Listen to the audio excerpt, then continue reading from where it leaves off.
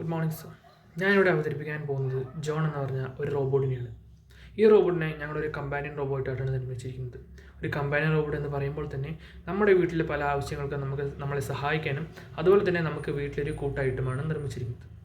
Sir, ഇപ്പോഴത്തെ ഒരു അണുകുടുംബം എന്ന് പറയുന്നത് തന്നെ വളരെയേറെ പ്രശ്നങ്ങൾ അനുഭവിക്കുന്നതാണ്. അതായത് കുട്ടികളുണ്ടെങ്കിൽ കുട്ടികളെ നോക്കാനുള്ള പാട്, അവരുടെ പഠനം, അതുപോലെ തന്നെ ഇപ്പോൾ വയസ്സായ മാതാപിതാക്കളൊക്കെ വീട്ടിലുണ്ടെങ്കിൽ അവരെ നോക്കാനുള്ള ബുദ്ധിമുട്ട്, അതുപോലെ തന്നെ വീട്ടിൽ പല കാര്യം ജോലികളുണ്ടാവും. ആ ജോലികളൊക്കെ ചെയ്യാനുള്ള ബുദ്ധിമുട്ടുകളൊക്കെ ഉണ്ടാവും. അപ്പോൾ സാർ, ഈ പ്രശ്നങ്ങൾക്കെല്ലാം പരിഹാരമായിട്ടാണ് ഞങ്ങൾ ഈ ജോൺ എന്ന് പറഞ്ഞ ഈ റോബോട്ടിനെ ഞങ്ങൾ നിർമ്മിച്ചിരിക്കുന്നത്. ഈ ജോൺ എന്ന് പറഞ്ഞ ഈ റോബോട്ടിനെ നമുക്ക് വീടിൻ്റെ അകത്തും അതുപോലെ തന്നെ വീടിൻ്റെ പുറത്തും നമുക്ക് ഉപയോഗിക്കാവുന്നതാണ്. കുട്ടികൾക്കൊരു കൂട്ടായിട്ടും അവർക്കൊരു എൻ്റർടൈൻമെൻറ്റിനും അതുപോലെ തന്നെ നമുക്ക് വൃദ്ധരായ മാതാപിതാക്കളുണ്ടെങ്കിൽ അവർക്ക് ആവശ്യമായ സാധനങ്ങൾ എത്തിക്കാനും അവർക്കുള്ള മരുന്നുകൾ എത്തിക്കാനും ഭക്ഷണങ്ങൾ എത്തിക്കാനും ഈ റോബോട്ടിനെ നമുക്ക് ഉപയോഗിക്കാം. അതുപോലെ തന്നെ ഈ വീടിനൊരു കാവലായിട്ടും കൂടി നമുക്ക് ഈ റോബോട്ടിനെ ഉപയോഗിക്കാവുന്നതാണ്. സാർ, ഈ റോബോട്ട് വർക്കാവുന്നത് തന്നെ ആർഡിനോ യൂനോ എന്ന് പറഞ്ഞ ഒരു മൈക്രോ കൺട്രോളറിലൂടെയാണ്. ഞങ്ങളിതിൽ ഒരു കോഡ് അപ്ലോഡ് ചെയ്ത് ആ കോഡ് വഴിയാണ് ഈ ആർഡിനോ യൂനോ ഈ റോബോട്ടിനെ ചലിപ്പിക്കുന്നത്. നമുക്ക് ഈ ആർഡിനോ യൂനോ എന്ന ഈ മൈക്രോ കൺട്രോളറെ ആർഡിനോ IDE എന്ന് പറഞ്ഞ സോഫ്റ്റ്വെയർ ഉപയോഗിച്ചാണ് വർക്ക് ചെയ്യാൻ സാധിപ്പിക്കുന്നത്. സർ, അടുത്തായി നമുക്ക് ഈ റോബോട്ടിലെ ചില സ്പെസിഫിക്കേഷൻസിനെ പരിചയപ്പെടാം.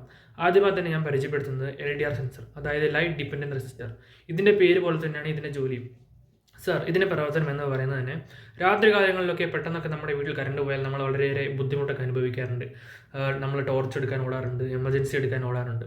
ഇപ്പം ഈ LDR സെൻസർ ഈ റോബോട്ട് ഉള്ളിടത്തോളം കാലം നമുക്ക് അതിൻ്റെ ഒന്നും ഒരു ആവശ്യമില്ല. കാരണം ഈ LDR സെൻസർ, അതായത് ലൈറ്റ് ഡിപ്പെൻഡൻറ്റ് റെസിസ്റ്റർ എന്ന് പറയുന്നത് ലൈറ്റിൻ്റെ ഇൻറ്റൻസിറ്റി അനുസരിച്ചാണ് വർക്ക് ചെയ്യുന്നത്. അതായത് പെട്ടെന്ന് തന്നെ കറണ്ട് പോയാൽ ഇത് ഡിറ്റക്ട് ചെയ്ത് അപ്പോൾ തന്നെ നമുക്ക് പ്രകാശം നൽകുന്നു.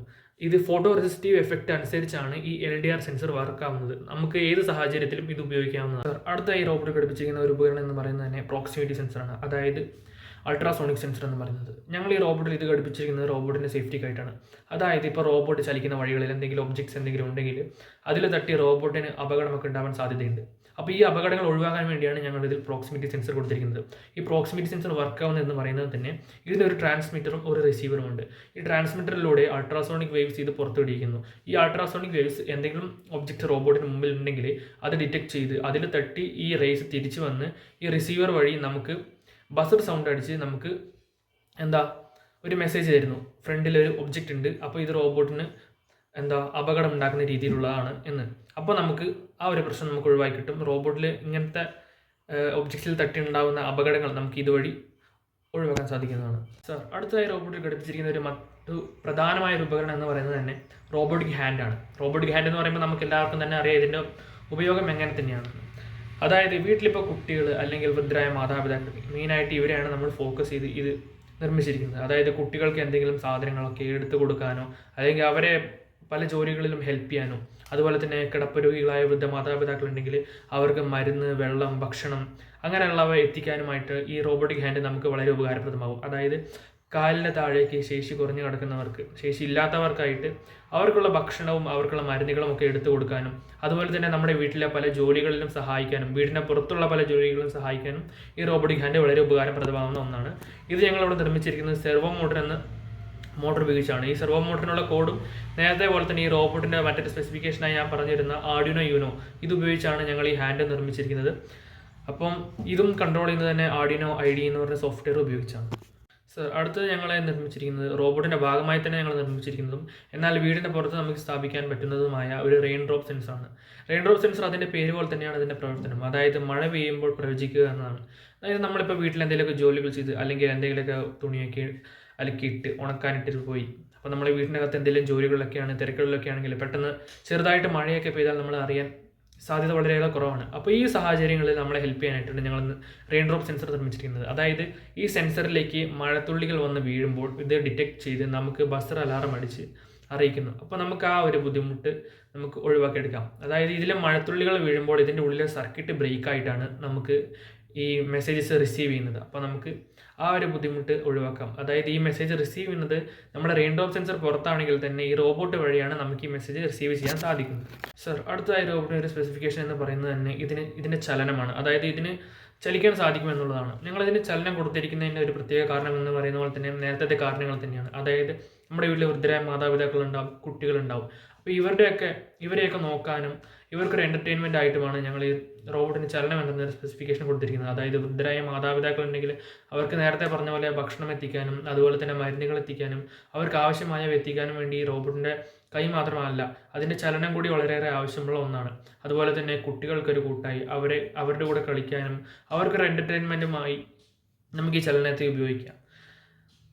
അതുപോലെ തന്നെ വീട്ടിലെ പല ജോലികളുണ്ടാകും. നമുക്ക് വീട്ടിലെ അടുക്കളയിലാണെങ്കിൽ അല്ലെങ്കിൽ വീടിൻ്റെ പുറത്താണെങ്കിൽ പല സാധനങ്ങൾ എടുക്കാനും അങ്ങോട്ടും ഇങ്ങോട്ടൊക്കെ എത്തിക്കാനും പല ജോലികളുണ്ടാവും. അപ്പോൾ ഈ ജോലികളൊക്കെ നമുക്ക് ഈ റോബോട്ടിൻ്റെ ചലനത്തോടു കൂടി നമുക്ക് വളരെ എളുപ്പത്തിൽ ചെയ്യാൻ സാധിക്കുന്നതാണ്. അടുത്തതായി ഈ റോബോട്ട് ഘടിപ്പിച്ചിരിക്കുന്ന ഒരു സ്പെസിഫിക്കേഷൻ എന്ന് പറയുന്നത് തന്നെ MQ3 സെൻസറാണ്. അതായത് ഗ്യാസ് ഡിറ്റക്റ്റിംഗ് സെൻസർ. നമ്മളെല്ലാവരും തന്നെ വീട്ടിലൊക്കെ LPG ഗ്യാസ് ഒക്കെ ഉപയോഗിക്കുന്നവരാണല്ലോ. ഈ LPG ഗ്യാസ് ലീക്ക് ആയാലും ഉണ്ടാകുന്ന അപകടം വളരെ വലുതാണെന്ന് നമുക്ക് എല്ലാവർക്കും അറിയാം. ഏതെങ്കിലും സാഹചര്യത്തിൽ LPG ഗ്യാസ് ഒക്കെ ലീക്കായാൽ ഉണ്ടാകുന്ന പ്രശ്നം വളരെയേറെ ബുദ്ധിമുട്ട് അനുഭവിക്കുന്നവയാണ്. അപ്പോൾ ഈ പ്രശ്നങ്ങളൊക്കെ നമുക്ക് നീക്കാൻ വേണ്ടിയിട്ടാണ് ഞങ്ങൾ ഈ MQ3 സെൻസർ ഈ റോബോട്ടിൽ ഘടിപ്പിച്ചിരിക്കുന്നത്. അതായത് ഏതെങ്കിലും സാഹചര്യത്തിൽ ഗ്യാസ് ലീക്കായാൽ ഈ MQ3 സെൻസർ ഈ ഗ്യാസ് ഡിറ്റക്റ്റ് ചെയ്ത് നമുക്ക് മെസ്സേജ് തരുന്നതാണ്. അതായത് ഈ MQ3 സെൻസർ ഗ്യാസ് ലീക്കാവാൻ സാധ്യതയുള്ള സ്ഥലങ്ങളിലാണ് നമ്മൾ വെക്കേണ്ടത്. ഇത്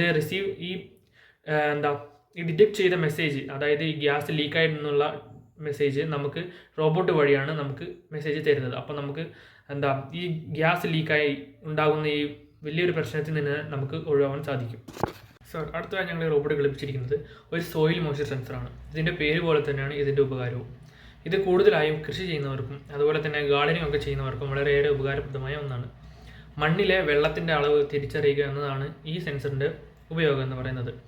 അതായത് നമ്മളിപ്പോൾ വീട്ടിൽ കൃഷി ചെയ്യുന്നവരുണ്ടാവും, അതുപോലെ തന്നെ ഗാർഡനിങ് ഒക്കെ ചെയ്യുന്നവരുണ്ടാവും. അപ്പം പലതരം ചെടികളുണ്ടാവുമല്ലോ. ഈ പല ചെടികൾക്കും ഇന്ന അളവിൽ വെള്ളം വേണമെന്നൊക്കെ ഉണ്ടാവും.